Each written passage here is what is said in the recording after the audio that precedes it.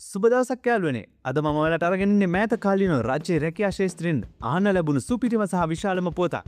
රාජ්‍ය සේවයේ පවතින පුරප්පාඩු සඳහා එකවර 15839ක් බඳවා ගැනීමට නිල වශයෙන් අනුමැතිය ලැබිලා තිනවා. මේක සාමාන්‍ය බඳවා ගැනීමක් නෙවෙයි. අමාත්‍යාංශ සහ පළාත් සභා රැසක් ආවරණය වන විදිහටයි මේ අවස්ථාව ලැබෙන්නේ. අද වීඩියෝ එකෙන් මම කියනවා කොයි අංශවලටද මේ බඳවා ගැනීම කෙරෙන්නේ කියලා.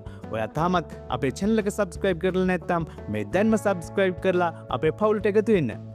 අපි මුලින්ම බලමු ප්‍රධාන අමාත්‍යාංශ මට්ටමින් තියෙන අවස්ථාවන් මොනවද කියලා. මෙතනදී වැඩි අවධානයක් යොමුන්නේ ආරක්ෂක අමාත්‍යාංශයට. එහි පුරප්පාඩු 9794ක් පවතිනවා. මීට අමතරව ප්‍රධාන වශයෙන් මහජන ආරක්ෂක හා පාර්ලිමේන්තු කටයුතු අමාත්‍යාංශයට 1915ක්. සෞඛ්‍ය සහ ජනමාධ්‍ය අමාත්‍යාංශයට 776ක්. වරාය හා සිවිල් ගුවන් සේවා අමාත්‍යාංශයට 339ක්. අධ්‍යාපන හා උසස් අධ්‍යාපන අමාත්‍යාංශයට 300ක්. මුදල් ක්‍රම සම්පාදන හා ආර්ථික සංවර්ධන අමාත්‍යාංශයට 214ක්. පරිසර අමාත්‍යාංශය 213ක්. විද්‍යා හා තාක්ෂණ අමාත්‍යාංශයට 201ක් ලෙස බඳවා ගැනීම කිරීමට නියමිතයි. ඊළඟට අපි බලමු ප්‍රධාන පළාත් සභා මට්ටමින් තියෙන තත්ත්වය. වැඩිම පුරප්පාඩු සංඛ්‍යාවක් වාර්තා වෙන්නේ උතුරු පළාතෙන්. ඒ 411ක්.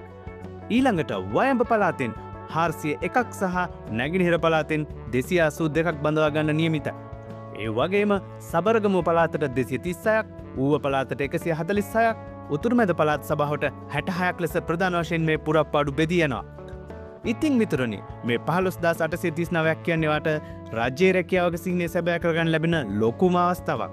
ඉදිරි දිනවලදී මේවට අදාළ ගැසට් නිවේදන සහ ආයුධම්පත් කැඳවීම සිදු වෙවි.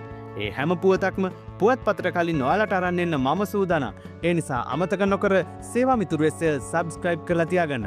වීඩියෝ එක වටිනවා කියලා හිතනවා නම් like එකක් දාලා share කරන්න. ජය වේවා.